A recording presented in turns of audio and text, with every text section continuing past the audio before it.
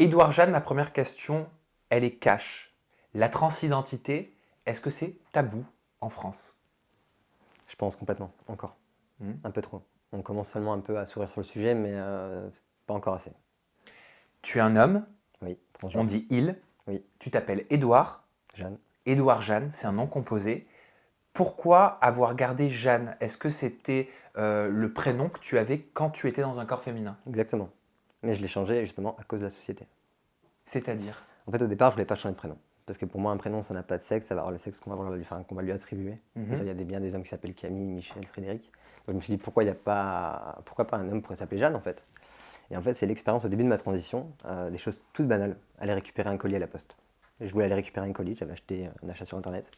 Je me présente pour récupérer le colis. Et là, la dame au guichet me dit, c'est pas vous. Ah si, c'est moi. Non, c'est pas vous, je vous donne pas le colis. Donc du coup, en fait, je me suis retrouvé à me justifier intégralement. Il fait que je sois transgenre, que je suis en transition, et ci, et ça, pour qu'on me récupère mon colis. Donc en gros, en fait, je devais raconter mon histoire à n'importe qui. Alors je suis très ouvert, on me pose des questions et j'y réponds, mais de là à m'exposer et devoir me justifier tout le temps, c'était pas possible. Tu te justifies tout le temps? Je devais me justifier Tu devais te pour justifier récupérer des choses qui m'appartenaient, par exemple. combien de fois par mois? Oh, bah, dès que j'allais à la poste ou à la banque, ou les choses banales en Donc fait. dans les administrations Voilà, souvent. tout à fait, D'accord. c'est ça. Et pourquoi? Parce qu'ils ne pensaient pas que c'était moi, parce qu'ils voyaient Jeanne Serdan sur la carte d'identité, pourtant j'avais la même tête, hein. Ma carte d'identité était très récente, mais ça passait pas. Et pourquoi avoir choisi le prénom Édouard avant Alors, Jeanne? alors ça, c'était un repas de famille, je m'en souviens, c'était le baptême de mon neveu. Il y avait toute ma famille qui était là, donc du coup ma transition était annoncée. Et je leur ai fait part un petit peu justement de la difficulté que j'avais par rapport à la société, par rapport à mon prénom. Donc j'ai déjà regardé ma maman et puis je lui ai dit simplement, écoute, moi je trouve ça important, tu m'as donné mon prénom féminin à ma naissance, que je garderai parce que c'est moi. Mais par contre, je veux que maintenant, bah, je deviens qui je suis intégralement, donc je choisis le prénom masculin. Pour moi, c'était à ma mère de choisir le prénom. C'était elle qui m'a mis au monde, donc Et elle c'est a elle. choisi Édouard. Exactement. Elle aurait choisi Michel, Frédéric, c'était pareil, hein, je collais le prénom, ça Tu devenait l'aurais long. pris. Voilà, T'avais tant quel pis. âge lors de ce repas de famille? Et j'avais exactement 23 ans. Hmm. Tu te souviens à quel moment tu as commencé à te poser des questions? D'ailleurs, est-ce qu'il y a un moment où tu as commencé à te poser des questions? Oui, très tôt, très très tôt. Les premières questions où je me suis vraiment dit, il y a quelque chose qui cloche, je devais avoir 6 7 ans. 6 7 ans, c'était des choses banales, hein. Je faisais du foot. J'ai toujours fait des sports très masculins, j'étais un petit garçon très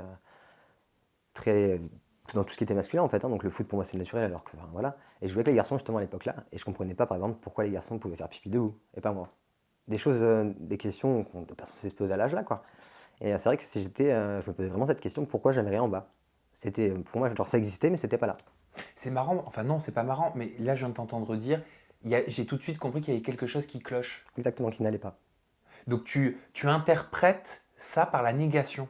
Oui, tout à fait, bien sûr. Parce qu'au départ, surtout que, enfin, avant de l'accepter, j'étais totalement dans la négation, hein. Je le rejetais, j'en voulais pas, hein. Ce que je disais, une transition avant de l'assumer pleinement comme je peux le faire maintenant, j'ai dû l'assumer auprès de moi-même en fait, hein. J'ai dû l'accepter. J'ai dû accepter qui j'étais avant de pouvoir l'accepter devant les autres. Et est-ce que tu as toujours été sûr de tes choix et de ce que tu voulais pour ton enveloppe corporelle, pour qui tu étais vraiment et qui tu es? Oui, bien sûr.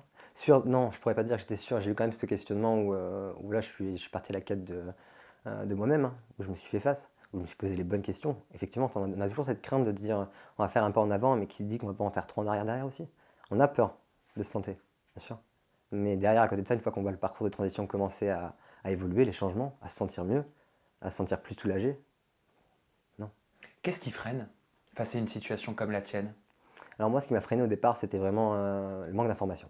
Je suis arrivé là-dedans, alors je savais, enfin, j'ai trouvé mon on va dire, problème tout seul, en me confrontant, en faisant des choses, mais j'avais pas d'informations sur quelle route prendre en fait. Je savais rien. Je savais même pas au départ qu'un parcours de transition était possible de faire. Je ne savais pas du tout. J'étais sur internet ou quoi que ce soit, je n'avais aucune information. Et c'est vrai que j'ai cherché des informations tout seul et j'ai compris en fait comment faire. Mais au départ, c'était très compliqué. Je savais pas où mettre les pieds. Je savais c'était quoi la solution, mais je savais pas par où commencer quoi. Est-ce qu'il y a un lien automatique, systématique, entre la sexualité et le genre? Alors, c'est deux choses totalement différentes, mais moi, la sexualité m'a permis en fait de pouvoir savoir où était mon problème.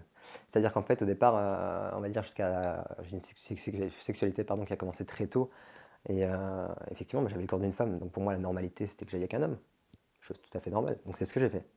C'est ce que je disais encore juste avant, c'est très compliqué parce que j'ai vécu une vie pendant un certain temps qui n'était pas la mienne, hein. Donc du coup, je me suis inventé un personnage. Alors effectivement, d'un point de vue visuel extérieur, pour les gens, c'était tout à fait normal, parce que j'étais jeune, j'étais une fille, je devais avec des hommes. Mais moi, intérieurement, c'est pas ce que je vivais. Donc la sensation de se faire pas violé, mais quand même pas jusque-là, mais c'était presque ça. En fait, ce corps-là qui était le mien actuellement, mais m'appartenait pas et de le donner à quelqu'un, enfin moi je me suis senti entre guillemets sali, mais c'est pas, comment je pourrais t'expliquer ça? C'est-à-dire, tu te forçais à avoir des relations Ouais, sexuelles bien avec sûr, un homme? complètement, intégralement, bien sûr. Tu le faisais parce que la société te faisait comprendre qu'il fallait le faire parce que tu étais une femme? Parce que je voulais me persuader d'être normal, Oui. et une femme devait être avec un homme. Et finalement, en fait, quand j'ai commencé à coucher avec des hommes, la première question où là je me suis bien révélé, où là je me suis dit, il y a vraiment, en fait, finalement, ça éclaircit tout. C'est quand un homme se déshabillait devant moi, par exemple, qu'il enlevait son t-shirt, j'avais pas de désir. D'accord, j'avais pas de désir. Par contre, j'avais de l'envie. Je comprenais pas pourquoi l'homme avait le torse plat, pourquoi il avait les abdos, pourquoi il avait ce corps, et pourquoi moi je l'avais pas. Tu vois, j'avais aucune pulsion sexuelle, j'avais pas de désir. Ça m'excitait pas du tout, quoi. Et c'est là que je me dis, bon, si le corps là, t'as de l'envie, il y a quelque chose qui cloche, donc tu vas déjà essayer des femmes. Et effectivement, là, je me suis rendu compte que j'étais attiré par mon sexe opposé. Mais quand on me disait, Jeanne, t'es lesbienne, non, je suis pas lesbienne. Tu vois, dans ma tête, ça me tiquait, en fait, je me sentais pas lesbienne. Parce qu'à l'heure actuelle, je suis hétérosexuel. Maintenant, je le comprends. Mais tu vois, à l'époque là, quand j'avais 15 ans, bah, je savais déjà que c'était ça. Moi, je le comprends aussi Mm. quand tu dis aujourd'hui je suis hétérosexuel. Mais il y a de nombreuses personnes qui ne le comprennent pas. Bien sûr. Ça, tu es confronté à ce type de non-compréhension. Oui, bien sûr. Parce que Qu'est-ce que tu réponds? beaucoup de personnes, en fait, ne font pas la différence entre le genre et l'orientation sexuelle. Tu peux nous l'expliquer? Bien sûr. C'est-à-dire qu'en gros, en fait, moi, enfin, je suis un homme transgenre, mais je suis attiré par le sexe opposé, donc par le genre qui va être opposé à moi. Donc les femmes, donc qui vont faire de moi quelqu'un d'hétérosexuel. Si imaginons je serais attiré par toi, bah, je serais purement juste gay, tout simplement, homosexuel. Et inversement, et les gens en fait ont un problème et ils pensent euh, que l'orientation sexuelle se qualifie au sexe. Alors que non. Je veux dire, moi, ce que j'ai entre les jambes, j'ai pas de pénis, pourtant je suis un homme.